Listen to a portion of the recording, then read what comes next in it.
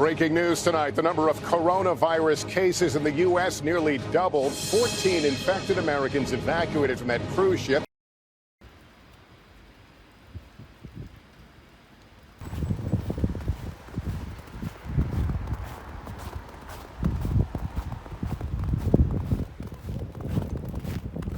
Okay, I'm in the car now. I think it's safe for me to remove the outer layer of the mask so I can breathe, I can talk. It's been a week since the last time I went out. I made another shopping trip to the market and bought something. So as it turned out, it wasn't too bad. Although the normal routine of the market was actually stopped by the entire coronavirus pandemic. But you still can get things, but obviously with a higher price. But it's not that bad considering Beijing does not produce anything, and millions of people living in Beijing, we rely on food and supplies, especially fresh produces, to be shipped, to be transported to the city. Recently, I'm reading Leviathan by Thomas Hobbes for the second time. As it turned out, I took some notes the first time I read the book, and I was smarter back then. Now for this time, I have to read Hobbes and my own notes at the same time. I think I should admit that I'm backsliding as a teacher of political science. So the biggest lesson I learned for the past few days was that fear is a cause for most of our political actions. According to Hobbes, human beings are afraid of things unknown and the powers they do not understand. Therefore, they created God or gods using their own imaginations.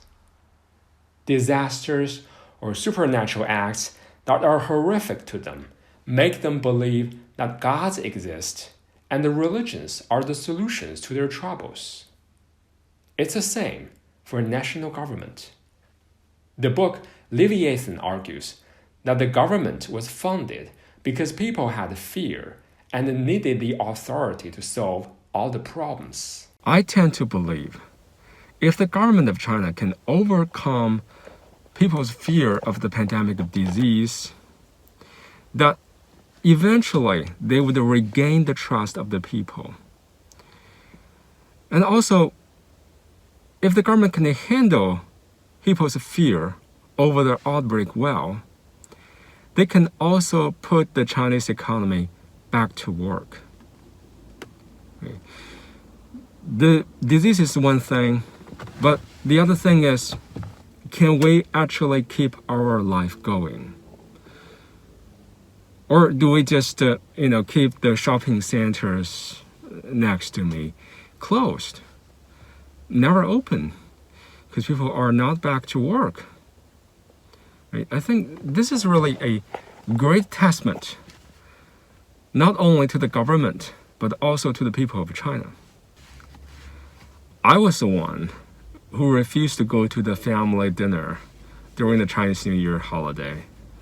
So I have to say, now I am really ashamed of my fear, that I let my fear overwhelm myself. I let my fear be in charge of my life back in the days of the Chinese New Year. The outbreak is not over yet. And I'm very sorry to see that in the US, in Japan, there are more and more patients. So this has become a global fight against the outbreak. This has become a global race among scientists of all nations to find the cure, to find the most effective test that can save people's lives from the coronavirus outbreak. But this has also become, I think, a global challenge to people who are out there watching this and thinking about this issue. Can we together overcome the fear? Any authority, any government that helps people overcome the fear would be the government that stands out, would be the government that has gained people's trust. Otherwise, they would be considered as inappropriate or inadequate in terms of their actions and policies. On the other hand, what the conservatives are afraid of, the Trump voters are supporting, is that they don't want to see the U.S., or they are afraid of seeing the U.S. is losing its edge, is losing its absolute advantage compared to other nations. They want the U.S. to stay in the lead in the global competition. They don't want the U.S. to be surpassed by China, India, or other emerging markets. Right? They want the U.S.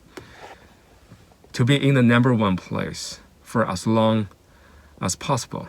Now, this is what the Trump voters hope for. Right?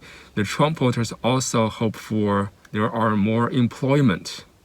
They consider having more employments would be so much better than having more social welfare. That's why the Trump voters, they support Trump's immigration policy, ICE, and trade policy, especially the tariff wars against China. They believe that's the way to go. They believe that's a solution to overcome their fear. And they believe Donald Trump is the perfect candidate for them. And he is a perfect guy that's running the White House.